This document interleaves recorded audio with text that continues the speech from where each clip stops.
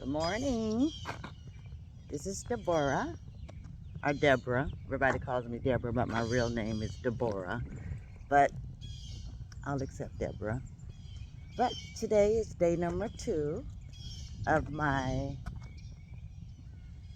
well, I think this is going to be a series of proper hair growth, how hair grows. Because we have a lot of myths out there claiming to lead to hair growth, proper regrowth. We have oils out there that they say if you use this oil on your scalp, your hair is going to grow, and it shows you all these long pictures. And then you have shampoos claiming to make your hair grow, all these things.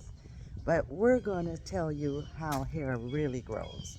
And for the ones who don't know me, I'm a certified trichologist as well as a cosmetologist. I've been a cosmetologist for over 40 years. Not to tell my age, but I started practicing cosmetology back in 1979. Not only did I practice it, but I continually educated myself from day one.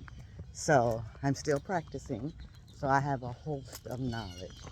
I started looking into deeper because I had clients that was having hair loss issues, and I always used to wonder why, what was going on.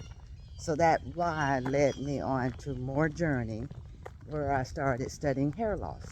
My first experience with going to a hair loss seminar was in 2001.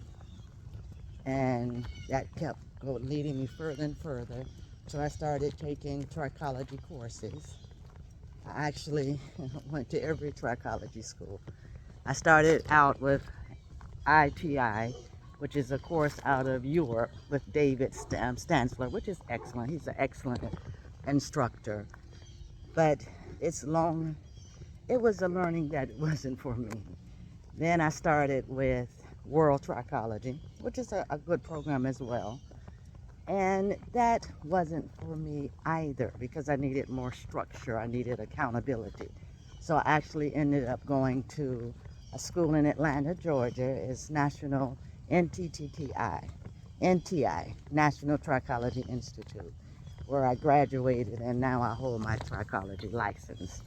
So from that time, I still educate myself. And I had to learn how hair grows so that we can assist people who's experiencing hair loss to regrow their hair successfully. Now, yesterday we talked about one vital need for hair growth was exercise. And we talked about free exercises, just walking, getting out and walking in your neighborhood. And we told you the benefits of walking. Some of the benefits are improving circulation. Circulation is vital for hair growth. We have to have circulation in order to take the nutrients to our cells in order to feed our scalp. So that was yesterday. Today, we're going to talk about something else that's essential for hair growth and hair regrowth, hair retention, is proper nutrition. We have to eat the proper things in order to grow healthy hair. Because remember, hair grows from the blood, and we have to take in nutrients in order to get that growth. So what are some of the things that we should be eating? Do anybody know? There's a host of things that we should be eating. But today, since we're walking, we're going to see if we can find some edible things that's very nutritious or nutritional that can aid in proper hair growth. So come walk with me today and see that what we can discover out in nature or out in our yards that can lead to proper hair growth that could be potentially free. So yesterday the free thing was exercise. That's free. The next thing is nutrients. Nutrients is not necessarily free. We have to invest in the proper nutrients. But if we learn to identify things that grow naturally in the wild, that can be potentially free. And it's also because it grows naturally in the wild, it has all the vitamins and all the minerals that we need. And it's not irrigated, because when we buy things out of the store, if it's real, if they come from other countries, they've been irrigated. So that means the vitamins and the minerals have been taken out of it. So it's void of vitamins, void of minerals. So it's not helping us. And we also want to learn to eat what we call living food, food that you pick and eat. So come along with me as we take this short walk today, because I'm running a little behind. So see if we can identify some edibles.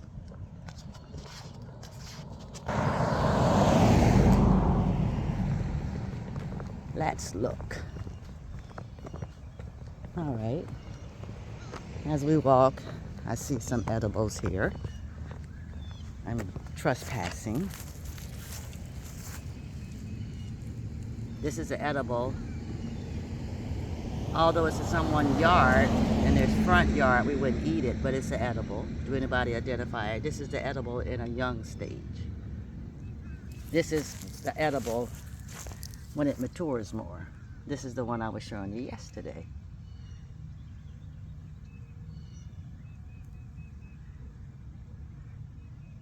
This is something that they call Spanish needle. You can also, another name, scientific name, is beggar's ticks.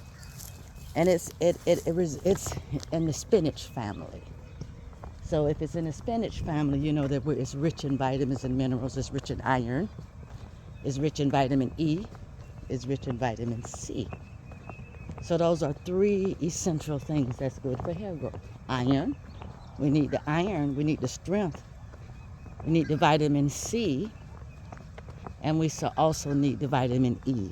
Those things are all essential for proper hair growth and proper scalp care. Now, let's see what else we can find. Let's look around. A lot of times we see things growing and we think they're weeds, but they're actually herbs. That's very beneficial. This is actually a herb. I can't remember the name, but it's a herb. So in order to find out what the particular things that's growing, there's an app called Leaf Snap, I believe, that helps you to identify, or either you can identify it through Google. Now look over here. This is a nice patch of Spanish needle. Look how that looks. That is really nice. Did you know that you can pick these, boil them, let it cool, and pour it in your bath water? Try it. Try it and see if you feel the difference. Not only will you feel the difference, but the smell is amazing.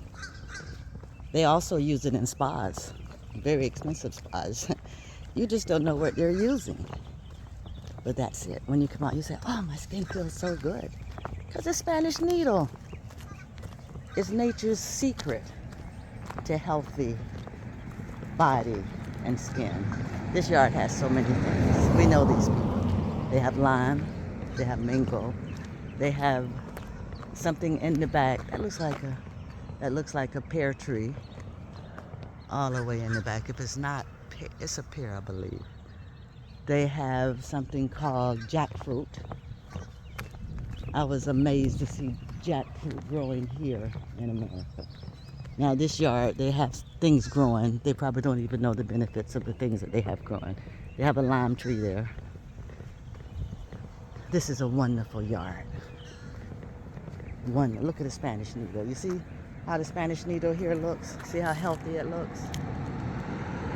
Very healthy. I love this yard because they just let nature grow. They probably have a lot of nice things in there as well. Okay, let's keep walking. Spanish needle everywhere.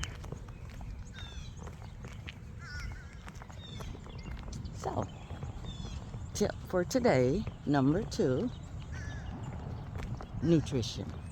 Proper nutrition. Not nutrition out of a bottle, but nutrition from its natural source. When we get up in the morning, we should consume our water, because remember, our body is made up of over 70% of water. If you consume teas, there's a host of teas that you can be partaking in according to what your body needs. And then fruit.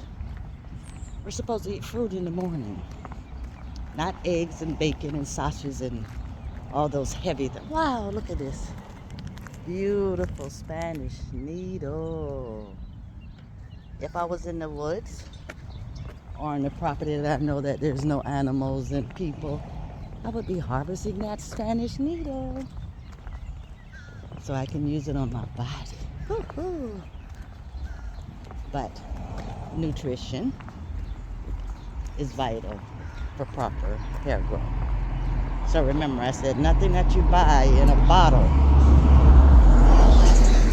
but finding good sources for proper hair growth. So I'm doing a series on dispelling the myths out there and giving you actual facts on what helps hair to grow. In order to make hair grow, we have to find out how it grows. What are the factors? And then once we find out how it grows, then we got to find out what type of hair loss that you have. Does every